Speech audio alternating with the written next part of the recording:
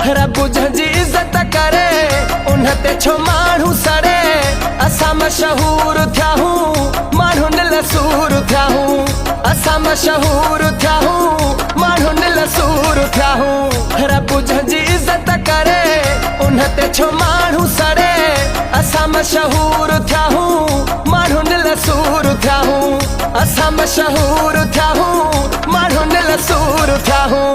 रब वॾी इज़त ॾींदई, रब साईं शोहरत ॾींदई, रब कामयाब कंदई, अञा कामयाब कंदई।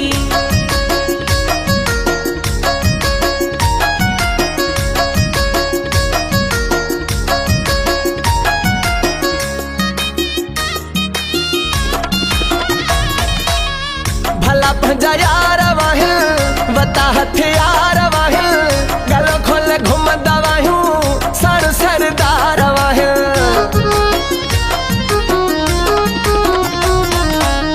मुंहिंजी कामयाबी ॾिसी लॻी थन बाहि घणी।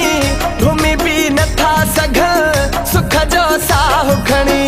घुमी बि नथा सघनि सुख जो साहु खणी। रब जंहिंजी इज़त करे उन ते छो माण्हू सड़े।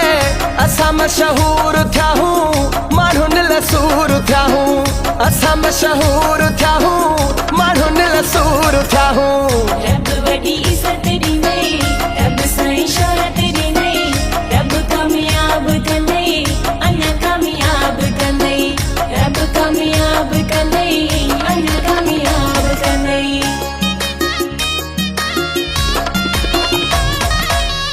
असां टिकटॉक ते बि रुगो छाया पिया हूं। ट्रेंडिंग फारियूं ते ॾिसो आया पिया हूं।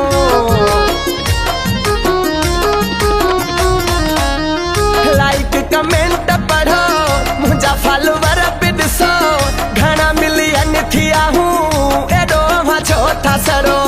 घणा मिलियन थिया हूं एॾो मां छो था सड़ो। खुशखबरी डिजिटल ऑडियो रिकॉर्डिंग स्टूडियो। जीअं त असां वटि शादी मंगणी सालगिरह सुन्नत ऐं ॿियनि ख़ुशियुनि जे मौक़े ते पंहिंजे माइटनि ऐं अज़ीज़नि जे नाले सां सेरा लाॾा ठहरायो सिंध जे बहितरीन फनकारनि जी आवाज़ में। उन सां गॾोगॾु असां वटि बहितरीन शाइरी सां कलामनि जी बहितरीन रिकॉर्डिंग भी कई वेंदी आहे। वधीक राब्ते लाइ गुलज़ार अहमद मोबाइल नंबर 0335 251785 रब जंहिंजी इज़त करे उन ते छो माण्हू सड़े। असां मशहूर थिया हूं माण्हू निलसूर थिया हूं। असां मशहूर थिया हूं माण्हू निलसूर थिया हूं। रब वॾी इज़त ॾींदई, रब साईं शोहरत ॾींदई, रब कामयाब कंदई, अञा कामयाब कंदई।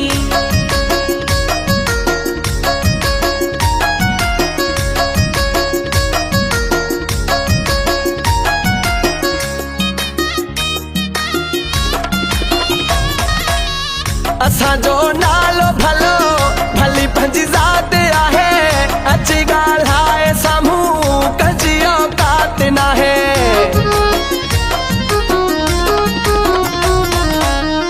आहियां मां मारिफाणी शुहेबू ख़ान चवे।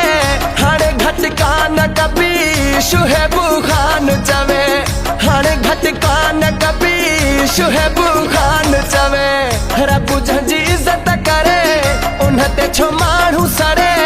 असां मशहूर थिया हूं माण्हू निलसूर थिया हूं।